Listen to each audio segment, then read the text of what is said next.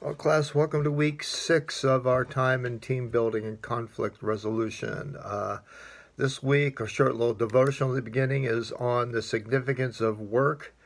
As I mentioned earlier, work existed before the fall, and everything we do should be a sacred task. And that certainly includes the gift of work, something we should be grateful for. It should demonstrate excellence in all that we do. Homework partner this week, a role play can go one of two ways. You can either role play an accountability issue that you wish to share with your manager, or if you wish, this will be included, by the way, in your journal this week.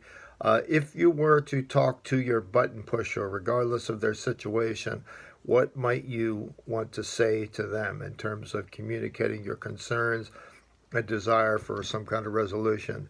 You'll be developing an interview instrument looking at competence and character, looking at EQ, and there's a bunch of samples there to develop a short interview questionnaire that you would use to try to get to the sense of the talent you can be considering and hopefully be hiring.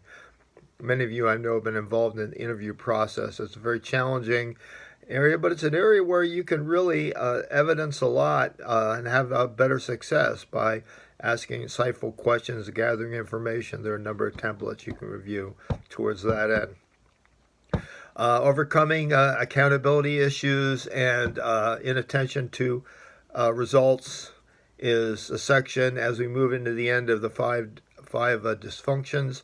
You'll be reading on that and commenting on takeaways you have from that in terms of accountability. As I recall, some of you are using accountability as the focus of your presentation for the end of the class.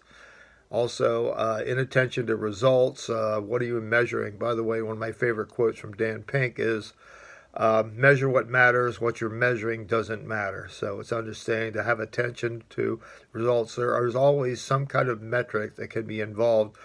Sometimes we can't weigh it or count it or measure it on a guideline, but there should be results we should be attending to.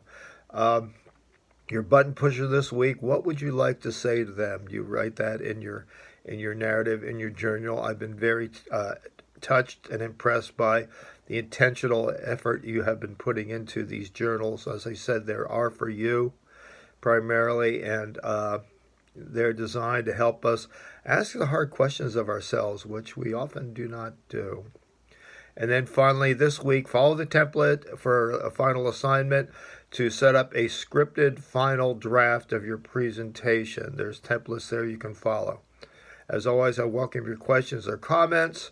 My thoughts and prayers are with you as we work through week 6. God bless.